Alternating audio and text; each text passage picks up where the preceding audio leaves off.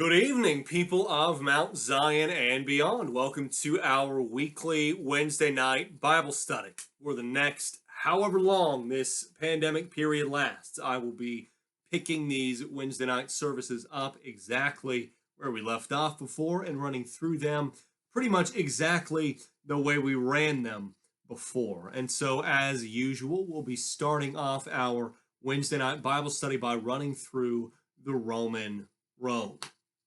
The Roman road is a helpful tool you can use for any number of things.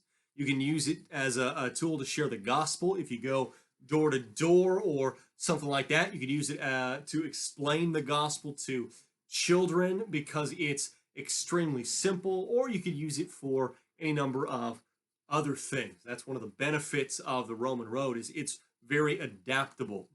But what we do is walk through the Roman road together each Wednesday night for just about 5 minutes before we get on to the main Bible study, kind of like you did back when you were a kid, reciting the Pledge of Allegiance before starting class. What would happen was that over the course of your childhood, the Pledge of Allegiance got baked into your psyche, right? There are people who can't remember their own address, but if you called on them to recite the Pledge of Allegiance, they could do it with zero difficulty.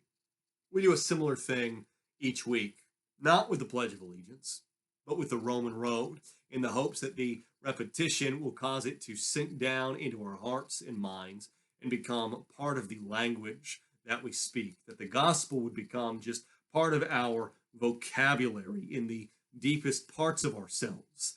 Typically, I would ask for a volunteer to run through it, but obviously I can't do that when we're doing this online. I am talking to a camera in an empty wall. So what I'll do instead is run through the Roman road for you. The Roman road has 5 points.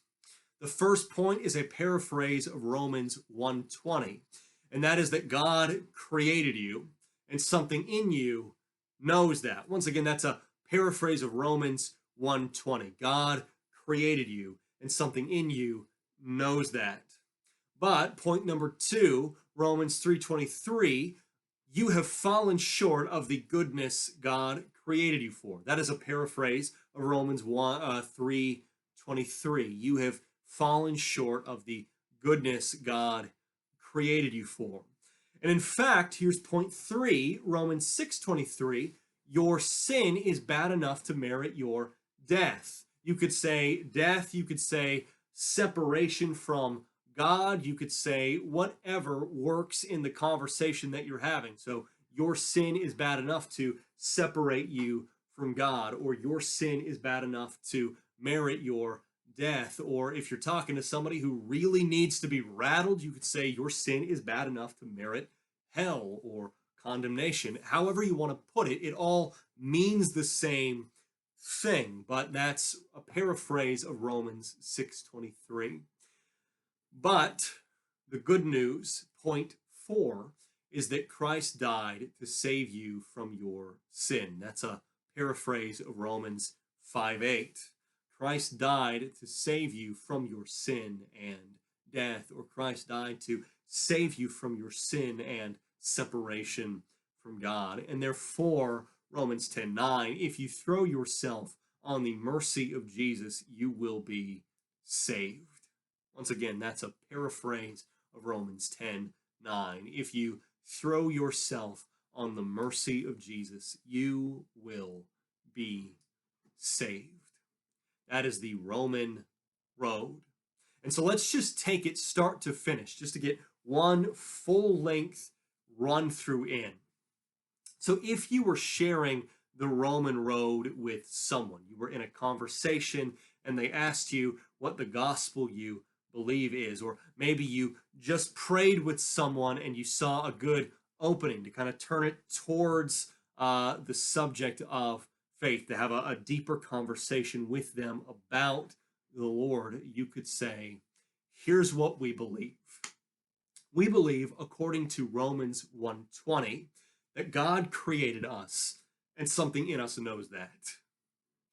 But according to Romans 3:23, we have fallen short of the goodness God created us for. And in fact, according to Romans 6:23, our sin is bad enough that it separates us from God. It even says it merits our death. That's the bad news. But the good news is that according to Romans 5:8, Christ died to save us from our sin and from our separation from God. And therefore, according to Romans 10:9, if we throw ourselves on the mercy of Jesus, we will be saved. It's 5 short verses you can really quickly rattle off in a conversation with somebody that can kind of turn the conversation to a deeper level. We will walk through that once again, week by week. We will run through it every single week, kind of like you would run through the Pledge of Allegiance when you were at school as a kid, so that the repetition causes it to bury itself down deep in your head. Now, this may be new for some of our viewers this evening if you have never watched one of these Wednesday night videos before, but we have been picking up where we left off before we broke for the pandemic in our Wednesday night Bible study series. What we have been doing is tracing through the main themes of the Bible very slowly, a few passages at a time. We've been kind of loosely using the New Hampshire Confession of Faith. That's an old Baptist doctrinal statement from the early 1800s as our general guide, and we've been looking closely at the passages of Scripture that it cites as a way to really just get our heads around how the Bible speaks into our lives. And so picking it back up where we left off, we are looking at the New Hampshire Confession of Faith. It says, and I quote, "We believe that election is the eternal purpose of God, according to which he graciously regenerates, sanctifies, and saves sinners. That being perfectly consistent with the free agency of man, it comprehends all the means in connection with the end. That it is a most glorious display of God's sovereign goodness, being infinitely free, wise, holy, and unchangeable. That it utterly excludes boasting and promotes humility, love, prayer, praise, trust in God, an active imitation of his free mercy. That it encourages the use of means in the highest degree, that it may be ascertained by its effects in all who truly believe the gospel, that it is the foundation of Christian assurance, and that to ascertain it with regard to ourselves demands and deserves the utmost diligence."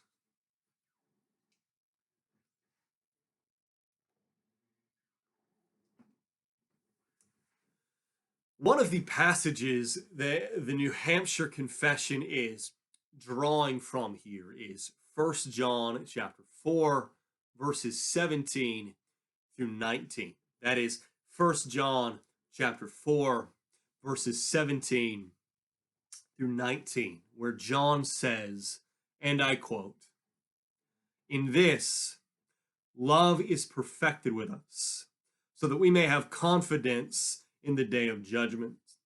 For we are as he is in this world. There is no fear in love. Instead, perfect love drives out fear, because fear involves punishment. So the one who fears has not reached perfection in love. We love because he first loved us." Now, this is one of those passages that says very much, very strangely. It's a passage written by John in the letter of 1 John, and John is kind of infamous for saying strange things. We preached through 1 John back in 2019, and one of the things we noticed throughout that sermon series was that John kept dropping bombs. He kept saying bizarre things, making strange statements. But they weren't just strange statements. Once you unwound them, you'd find that they weren't strange at all. This is how John communicates. He says things that make you scratch your head, so you start to dissect them, And as you begin to dissect the strange statements he would make, they begin to draw you into the glorious realities of the gospel. It sounds weird, but John enlightens us by confusing us. This evening's passage is the same way. Let's take a look. Let's untangle some of John's strange statements here. He says, in this, love is perfected with us, so that we might have confidence in the day of judgment. For we are as he is in this world. There is no fear in love. Instead, perfect love drives out fear, because fear involves punishment. So the one who fears has not reached perfection in love. We love because he first loved us. Let's take this point by point. First, John says, in this, love is perfected with us, so that we may have confidence in the day of judgment. For we are as he is in the world. Like we said, that's confusing. It's kind of a word salad, so it's not clear where to start or what to do with all this. So let's take it even slower. He says, in this, love is perfected with us. Love is perfected with us. Whose love? In the context of the passage, John's talking about God's love. God's love is perfected with us. Now that's a nice sentiment. But what does it mean? If God's love is perfected with you, what's different about you? How does it change you? How does it affect you? John tells us exactly how. He says, so that we may have confidence in the day of judgment. God's love is perfected with us so that we may have confidence in the day of judgment. Because God's love is perfected with us, we can have confidence in the day of judgment. What judgment? In the context of our passage, the final judgment, our judgment, the same judgment that Jesus describes in Matthew 25 and Luke 7, the same judgment that the psalmist describes throughout the Psalms when he talks about the final judgment of the wicked and the righteous. Because God's love is perfected with us, we can have confidence in that final judgment. The Psalms lay out terrifying things that await the unrighteous at the judgment. In the final judgment, God will get the final revenge on the unrighteous on behalf of everyone who has ever been wronged. That's what awaits the wicked. And that's bad news for us. You might not think about yourself this way, but you are the wicked. There's wickedness in you. And even if you think of yourself as a pretty good person, that wickedness takes the driver's seat more often than you think. It plays out in your selfishness. It plays out in your pettiness. It plays out in your manipulativeness. The list goes on.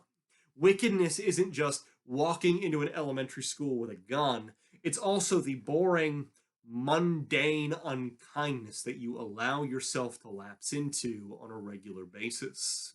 And that boring, mundane wickedness isn't just disappointing, it's also damnable.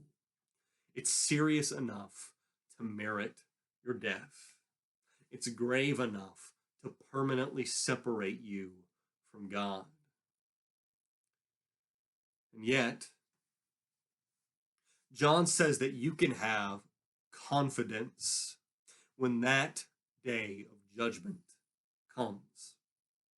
In spite of your boring, mundane, damnable wickedness, you can be confident in the day of judgment. Why? Not because you're just super good. Not because you're worthy of salvation. Because John says we are as he is in this world. We can have confidence in the day of judgment because we are as Christ is in the world. We are as Jesus is in the world. What does that mean? That's a weirder sentence than any of the sentences that John gave us even before this. It means that God treats us like Jesus. We are as he is in the world. God treats us like we're righteous. We are as he is in the world. God treats us like we're sinless. We are as he is in the world. In God's eyes, Christ's sinlessness covers our sinfulness. We can have confidence in the day of judgment because God covers our sin with the righteousness of Jesus.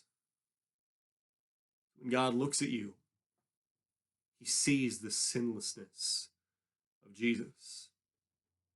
When God thinks of you, he thinks of the righteousness of Jesus.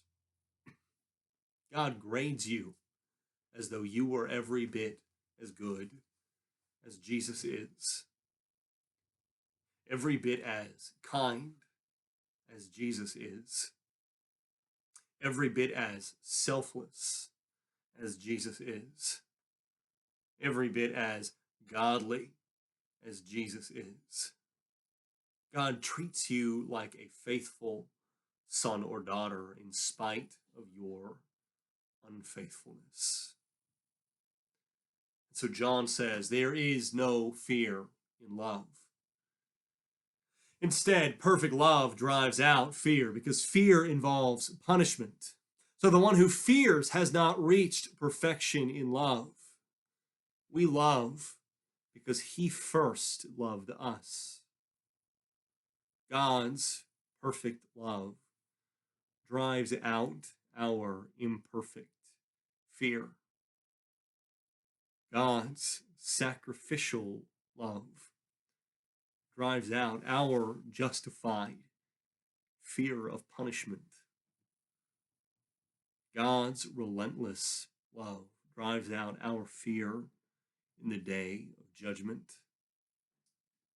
He replaces our fear with confidence. He replaces our fear with gratefulness.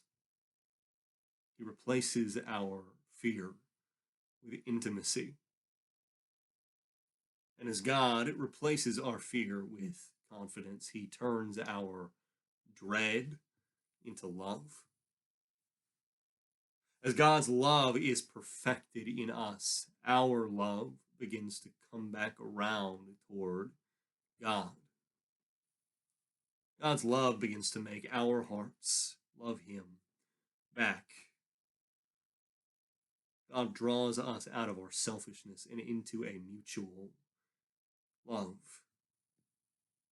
The dictionary term for this is redamancy. That means a love repaid in full, if you look it up in the dictionary. God creates redamancy within us. His love gives birth to our love. We begin to love God because he took the initiative to love us first. It reminds me of an old quote by John Newton, the Anglican priest who wrote the song Amazing Grace. He said, "The Lord found me when I sought him not.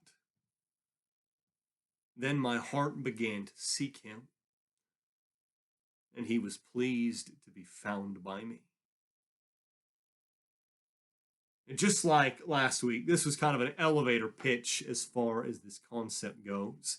But with each passing week, we'll go over another one of the passages in Scripture that helps to illustrate and clarify what salvation looks like for us, so that with each passing week, the biblical picture of salvation will come just a little bit more clearly into view.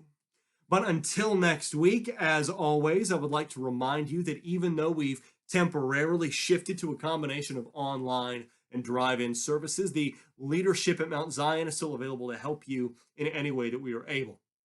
If you are a member of one of the groups that experts say are especially at risk for COVID-19, either because you're over 65 or you are somehow immunocompromised or you have certain pre-existing conditions that make COVID-19 particularly dangerous for you, reach out to us and let us serve you.